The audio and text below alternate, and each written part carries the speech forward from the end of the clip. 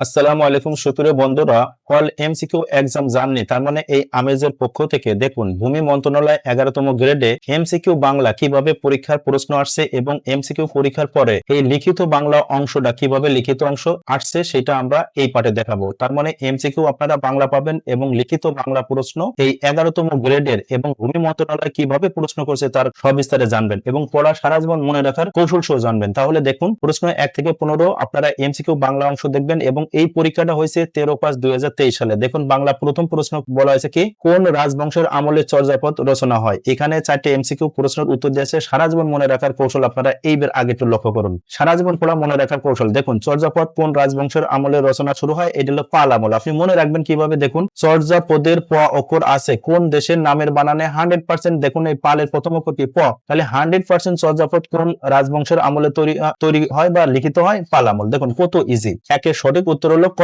পাল আমল। 2 নম্বর প্রশ্ন লক্ষ্য করুন, স্বাধীন শব্দের সন্ধি বিচ্ছেদ কোনটি। আপনারা যদি লক্ষ্য করেন এই অধীন শব্দটা ভুল আছে, এই অধীন ভুল আছে, এই অধীন ভুল আছে, শুধুমাত্র শুদ্ধ আছে কি এই অধীন। তাহলে সঠিক সন্ধি হলো স প্লাস অধীন স্বাধীন। আর এখানে দেখুন এই স প্লাস অধীন হবে এই অর সাথে অযুক্ত হয়ে আ হয়, এভাবে স্বরসন্ধি তৈরি হয়। 3 নম্বর প্রশ্ন দেখুন, সিরাজা মুনিরা কাব্যের রচয়িতা কে। এটা সঠিক উত্তর হলো কবি ফরুক আহমেদ। আর দেখুন ব্যাখ্যাতে বলা হয়েছে ইসলামী রেনেসার কবি ফরুক আহমেদ রচিত সিরাজা মুনিরা তার আরেকটি বিখ্যাত কাব্যগ্রন্থের নাম হলো সাত সাগরের মাঝি। তাহলে এই সিরাজা মুনিরা কাব্যগ্রন্থ লেখছিল ফরুক আহমেদ, সাত সাগরও লেখছে ফরুক আহমেদ। 4 নম্বর প্রশ্ন দেখুন, বাংলা ভাষায় মুদ্রিত প্রথম গ্রন্থ কোনটি। বাংলা ভাষায় মুদ্রিত প্রথম গ্রন্থ হলো কথোপকথন। আর এখানে ব্যাখ্যাটা আপনারা যদি লক্ষ্য করেন, বাংলা ভাষায় মুদ্রিত প্রথম গ্রন্থ হলো কথোপকথন। উইলিয়াম কেরি এই গ্রন্থটি অর্থাৎ 1901 সালে প্রকাশিত হয়। তাহলে বাংলা ভাষায় দেখা যাচ্ছে 1901 সালে এই কথোপকথন গ্রন্থটি প্রথম মুদ্রিত গ্রন্থ। পাশে বলা আছে দেখুন, ঈশ্বরচন্দ্র বিদ্যাসাগরকে বিদ্যাসাগর উপাধি দেওয়া হয় কত সালে। এটা সঠিক উত্তর হলো এই খ নাম্বার 1839 সালে। ঈশ্বরচন্দ্র বিদ্যাসাগর 1839 সালে উপাধি দেওয়া হয়। 6 নম্বর প্রশ্ন মনে রাখার কৌশল দেখুন, কাজী নজরুল ইসলামের প্রেমের কাব্য কোনটি। এখানে দেখুন 4টি এমসিকিউ দেওয়া আছে। এই প্রেমের প অক্ষর দ্বারা মনে রাখবেন। দেখুন দোলন চাপার কি আছে, প আছে, তাহলে এই দোলন চাপা হলো প্রেমের কাব্য। তাছাড়া ব্যাখ্যাতে লক্ষ্য করুন, দোলন চাপা কবি কাজী নজরুল ইসলামের প্রেমের কাব্যের ভিতরে উল্লেখযোগ্য কয়েকটা কবিতা দেখুন, পূজারিণী, কবিরানী, অভিশাপ, অবেলার ডাক, কুবের চাতক। 7 নম্বর প্রশ্ন বলা হয়েছে তাম্বুলখানা গ্রামে জন্মেছিলেন কোন কবি। এখানে মনে রাখার একটা সুন্দর কৌশল দিচ্ছে। দেখুন সঠিক উত্তর হলো কবি জসীমউদ্দিন। আর মনে রাখার কৌশলটা দেখুন, পল্লী কবি জসীমউদ্দিনের জন্ম ফরিদপুর জেলায় তাম্বুলখানা। এই তাম্বুলের ত দেখতে কিসের মতো, 100% তিনের মতো। দেখুন তাহলে জন্মসাল হচ্ছে 1903 সাল। তাহলে এই তিনের ত দেখতে কিসের মতো, এই তাম্বুলের ত এর মতো। দেখুন মনে রাখার কত কৌশল। আবার মৃত্যু সাল হচ্ছে 1976 সালে। আর 1976 সালে আমাদের কবি কাজী নজরুল ইসলাম মৃত্যুবরণ করেন। তাহলে দেখা যাচ্ছে কবি জসীমউদ্দিনের মৃত্যু সাল এবং আমাদের কবি কাজী নজরুল ইসলামের মৃত্যু সাল একই বছর। 8 নম্বরে লক্ষ্য করুন, 59 এই বাগধারার অর্থ কি। এটা অর্থ হলো এই প্রায় সম্পূর্ণ। তাহলে একটু যদি খেয়াল করেন, দেখুন এখানে আছে 59 মানে কোটি হতে একটু কম। তাহলে মূল কথা হলো প্রায় সম্পূর্ণ মানে সম্পূর্ণ না হয়ে একটু বাকি আছে, তাহলে প্রায় সম্পূর্ণ। এইভাবে কৌশলে মনে রাখবেন। আর এখানে ব্যাখ্যা দেখুন 59 বাগধারার অর্থ প্রায় সম্পূর্ণ। আর মনে রাখার কৌশল আপনাকে কি বললাম বলুন, এই যে 19 মানে কি পুরোপুরি নয়, যেমন 19 মানে কি পুরো 20 নয়, একটু কম। তাহলে একটু কমের ভিতরে দেখুন এর ভিতর কোনটা আছে, এই যে প্রায় অর্থ একটু কম। এরকম অর্থ মনে রাখলে ইজি ভাবে মনে রাখতে পারবেন। 9 নম্বরে তপোবন এর সমাস কোনটা। এখানে তপোবনের সমাস হচ্ছে আপনাদের চতুর্থ তৎপুরুষ সমাস। কিভাবে, এখানে মূল কথা হলো দেখুন পূর্বপদের চতুর্থ বিভক্তি, এই যে কে রে নিমিত্ত কথা থাকলে হলো চতুর্থ বিভক্তি হয়। চতুর্থ বিভক্তি হলে আপনার তৎপুরুষ সমাস হবে। আর তৎপুরুষ সমাস হলো 7 প্রকার, প্রথম বিভক্তি, দ্বিতীয়, তৃতীয়, চতুর্থ এরকম বিভক্তি হয়। তাহলে দেখুন এই তপের মূল ব্যাস বাক্য হচ্ছে তপের নিমিত্তে বন। এই যে নিমিত্ত মানে কি জন্য, এই থাকার কারণে চতুর্থ তৎপুরুষ সমাস। 10 নম্বর প্রশ্ন বলা আছে দেখুন, ধাতুর পরে কোন প্রত্যয় যুক্ত হয়ে ভাববাচক বিশেষ্য গঠন করে। একদম সহজ উত্তর হলো আয়। আর এখানে ব্যাপারে ভাববাচক বিশেষ্য আয় প্রত্যয় যোগে, যেমন বর প্লাস আয়, এই যে বড়াই, চর প্লাস আয় চড়াই। তার মানে আয় প্রত্যয় হলো আপনার তদ্ধিত প্রত্যয় এবং আপনার ভাববাচক বিশেষ্য গঠন করে। তাহলে আয়টা অবশ্যই আপনারা মনে রাখবেন। 11 নম্বরে বলা হয়েছে কোন শব্দটি অশুদ্ধ। তাহলে দেখা যাচ্ছে সুকেশী শব্দটি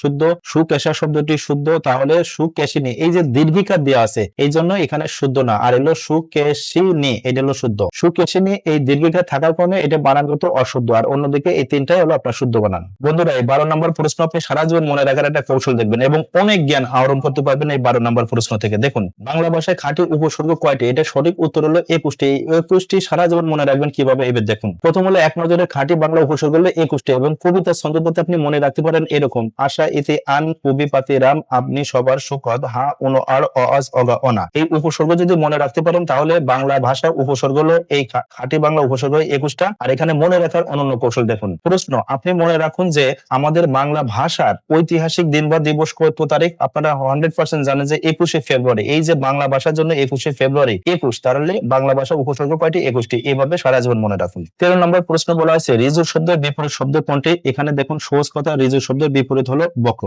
14 নম্বর প্রশ্ন বলা হয়েছে যা পান করার যোগ্য এক কথা কি বলা হয়? সঠিক উত্তর হলো এই ঘ পেয়। এখন দেখুন, পান করার যোগ্য এক কথায় বলা হয় পেয়, আর অন্যদিকে পান করার ইচ্ছাকে বলা হয় পিপাসা বা তৃষ্ণা, আর পান করা যায় এমনকি বলা হয় পানীয়। শেষ নম্বর প্রশ্ন দেখুন 15 বলা হয়েছে বাবাকে বড্ড ভয় পায়। এখানে বাবা শব্দটি কোন কারকে কোন বিভক্তি? এই যে ভয় শব্দটি থাকলে 100% মনে রাখবেন এটা অপাদানে দিতে হবে, তার মানে অপাদান কারক হবে। মূল কথা হলো কোনো কিছু থেকে গৃহীত, জাত, আরম্ভ, উৎপত্তি, ভীত এই কথা থাকলে সেটা 100% হবে অপাদান। তাহলে এবার বন্ধুরা 15টা আপনার এমসিকিউ আকারে ভূমি মন্ত্রণালয় এমসিকিউ আকারে প্রশ্ন আসছে। এইবার দেখুন ভূমি মন্ত্রণালয় 11তম গ্রেডে চাকরি পরীক্ষা বাংলা আপনার 20 নম্বরে আসছে এবং এইভাবে বাংলাতে 20, গণিতে 20, অঙ্কে 20 এবং সাধারণ জ্ঞান টোটাল 80 নম্বরের পরীক্ষা হয় লিখিত। এবং এই লিখিত পরীক্ষা হয়েছে আপনার 9/12/2023 তারিখে এবং বাংলাতে আপনাকে এভাবে 5টি সরাসরি প্রশ্ন দেওয়া আছে, সরাসরি আপনার লিখিত উত্তর দিতে হবে। বাংলা সাহিত্যের যুগ হয় কোন সময়কে? এই যে দেখুন 650 থেকে 1200 খ্রিস্টাব্দের। সঠিক উত্তর এইভাবে আপনাকে লিখতে হবে, এমসিকিউ আকারে থাকবে না। আবার দেখুন খতে বলা আছে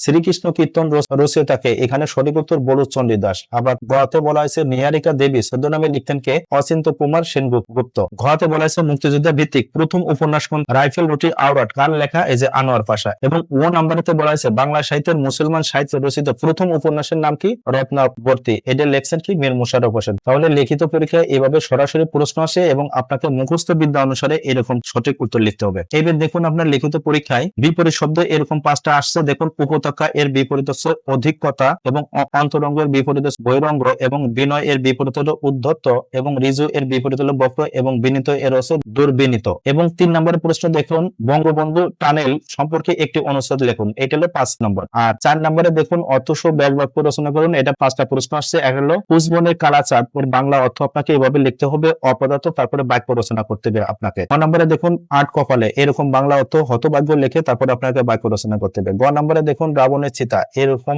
বাংলা অর্থ চির অশান্তি লিখে বাক্য রচনা করতে হবে। 9 নম্বরে ধর্মের সার অর্থাৎ স্বেচ্ছাচারী এভাবে বাংলা অর্থ লিখে আপনার বাক্য গ্রহণ করতে হবে। মতে আছে পায়া ভারী এর মানে হচ্ছে অহংকারী, এভাবে অর্থটা প্রকাশ করে আপনার বাক্য রচনা করতে হবে। তাহলে সুপ্রিয় বন্ধুরা এই ছিল ভূমি মন্ত্রণালয় অর্থাৎ এমসিকিউ এবং রিটেন পরীক্ষা প্রশ্নমালার উত্তর। তাহলে আপনারা এভাবে দেখুন এবং অনন্য জ্ঞান এবং আমাদের সাথে থাকুন সেই প্রত্যাশা রাখি। আপনারা সুস্থ ভালো থাকুন। আল্লাহ হাফেজ।